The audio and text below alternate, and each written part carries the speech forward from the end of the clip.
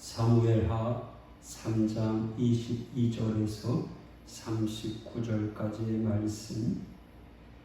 다윗의 신복들과 요압이 적군을 치고 크게 노력한 물건을 가지고 돌아오니 아브넬은 이미 보냄을 받아 평안히 갔고 다윗과 함께 헤브론에 있지 아니한 때라. 요압 및 요압과 함께한 모든 군사가 돌아오매 어떤 사람이 요압에게 말하여 이르되 넬의 아들 아브넬이 왕에게 왔더니 왕이 보내매 그가 평안히 갔나이다 하니, 요압이 왕에게 나아가 이르되 어찌하시니이까? 아브넬이 왕에게 나아왔거늘 어찌하여 그를 보내 잘 가게 하셨나이까? 왕도 하시려니와 넬의 아들 아브넬이 온 것은 왕을 속임이라. 그가 왕이 출입하는 것을 알고 왕이 하시는 모든 것을 알려 함이니이다 하고, 이에 요압이 다윗에게서 나와 전령들을 보내 아브넬을 쫓아가게 하였더니 사라 우물가에서 그를 데리고 돌아왔으나 다윗은 알지 못하였더라. 아브넬이 헤브론으로 돌아오매 요압이 더불어 조용히 말하려는 듯이 그를 데리고 성문 안으로 들어가 거기서 배를 찔러 죽이니 이는 자기의 동생 아사헬의 피로 말미암음이더라. 그 후에 다윗이 듣고 이르되 넬의 아들 아브넬의 피에 대하여 나와 내 나라는 여호와 앞에 영원히 무죄하니 그 죄가 요압의 머리와 그의 아버지의 온 집으로 돌아갈지어다. 또 요압의 집에서 백탁병자나 나병한 자나 지팡이를 의지하는 자나 칼에 죽는 자나 양식이 떨어진 자가 끊어지지 아니할지로다 하니라. 요압과 그의 동생 아비새가 아브넬을 죽인 것은 그가 기브온 전쟁에서 자기 동생 아사헬을 죽인 까닭이었더라. 다윗이 요압과 및 자기와 함께 있는 모든 백성에게 이르되 너희는 옷을 찢고 굵은 배를 띠고 아브넬 앞에서 애도하라 하니라. 다윗 왕이 상여를 따라가 아브넬을 헤브론에 장사하고 아브넬의 무덤에서 왕이 소리를 높여 울고 백성도 다 우니라. 왕이 아브넬을 위하여 애가를 지어 이르되 아브넬의 죽음이 어찌하여 미련한 자의 죽음 같은고? 내 손이 결박되지 아니하였고 내 발이 착고에 채이지 아니하였거늘 불의한 자식의 앞에 엎드려진 같이 네가 엎드려졌도다 하며 온 백성이 다시 그를 슬퍼하여 우니라. 석양의 뭇 백성에 나와 다윗에게 음식을 권하니 다윗이 맹세하여 이르되 만일 내가 해 지기 전에 떡이나 다른 모든 것을 맛보면 하나님이 내게 벌 위에 벌을 내리심이 마땅하니라 하며 온 백성이 보고 기뻐하며 왕이 무슨 일을 하든지 무리가 다 기뻐하므로 이날에야 온 백성과 온 이스라엘이 넬의 아들 아브넬을 죽인 것이 왕이 한 것이 아닌 줄을 아니라. 왕이 그의 신복에게 이르되 오늘 이스라엘의 지도자여 큰 인물이 죽은 것을 알지 못하느냐? 내가 기름 부음을 받은 왕이 되었으나 오늘 약하여서 수르야의 아들인 이 사람들을 제어하기가 너무 어려우니 여호와는 악행한 자에게 그 악한 대로 갚으실지로다 하니라. 아멘.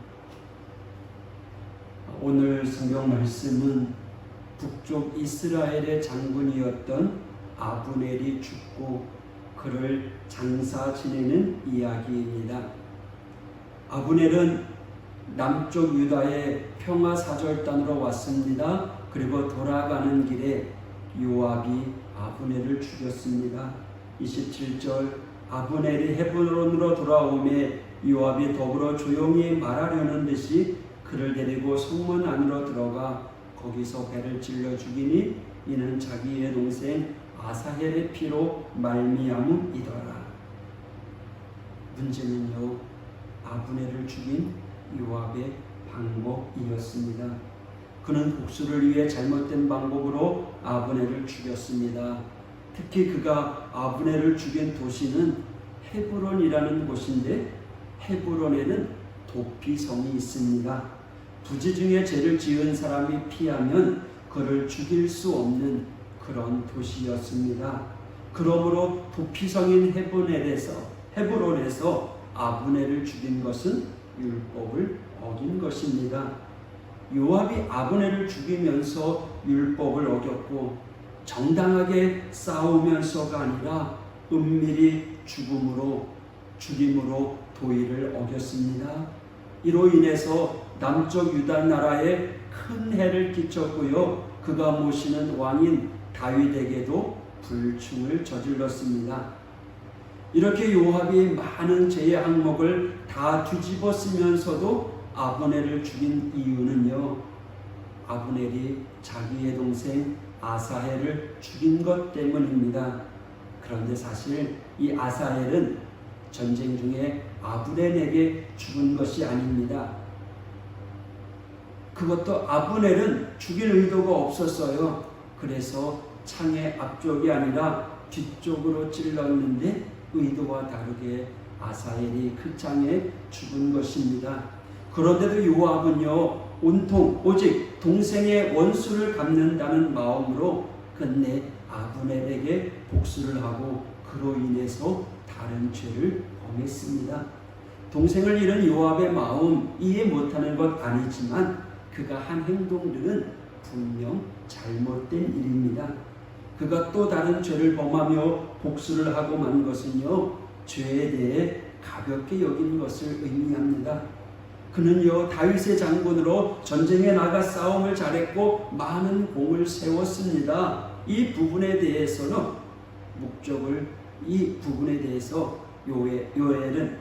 요압은 목적을 이루는 데에만 집중한 것 같아요. 오늘 이 아브넬의 죽음을 통해서 우리를 돌아보고자 합니다. 여러분, 우리가 꼭 해야 될 일을 이루는 것 중요합니다. 그것을 이루려 보다 보면 때로는 여러 가지 장벽에 부딪힐 때가 있습니다. 특별히 사람의 관계 속에서 또 죄의 문제와 부딪힐 수 있습니다. 그럴 때 어떡합니까? 목적을 이루기 위해서 수단과 방법을 가리지 않는다라는 말이 생겨날 정도입니다. 여러분, 우리가 분명히 기억해야 될 것은 죄임에도 불구하고 자기 자신 하고 싶은 대로 욕심대로 살면 안 됩니다. 죄라면 어떤 이유를 막론하고 멈추어야 한다라는 거죠. 자신의 목적에 따라 사는 것이 아니라 죄를 구분하고 죄를 멀리하는 인생이 되어야 합니다. 다윗은 아브넬과 평화협정을 맺기를 원했어요. 아브넬의 도움으로 북쪽 이스라엘과 전쟁을 하지 않고도 나라를 통일할 수 있게 되었어요. 그런데 요압이 자신의 개인적인 감정 때문에 이 모든 일을 망쳐버린 것이죠. 그럴 때 다윗이 어떤 행동을 했을까요? 사실 요압의 죄를 조용히 덮고 넘어갈 수도 있었을 거예요. 그러나 다윗은 죄의 문제는 단호하게 처리합니다. 아브넬이 죽었을 때 아브넬을 죽인 요압을 크게 꾸짖습니다. 그리고 다윗은요, 아브넬을 위하여 상여를 직접 따라갔어요. 울면서 애도했어요. 심지어 애가를 부르며 애가를 지어서 노래하였고요, 아브넬을 죽인 요압을 저주했습니다. 그리고 저녁까지 아무것도 먹지 아니하고 금식했습니다. 만약에 이런 모습이 아니었더라면 더 큰 오해가 생겼을지 모릅니다. 이 다윗의 아브넬을 향한 지극정성의 모습을 보고 사람들은 다윗이 아브넬을 죽인 것이 아니라는 것을 알게 되었다는 거죠. 다윗은 죄에 대해서 분명한 태도를 가집니다. 여러분, 우리가 본받아야 돼요. 무엇이 죄인지 분명히 알고 하나님이 싫어하는 것이 무엇인지를 차별하고 구별해서 우리는 하나님의 거룩한 백성으로 세워져야 된다는 거죠. 오늘 하루도 저와 여러분 그런 마음으로, 거룩한 마음으로 살아가시기를 축복합니다. 그리고 하나님의 뜻을 이루어가며 하나님이 기뻐하는 삶을 살아가는 지혜로운 성도가 되기를 축복합니다. 기도하겠습니다.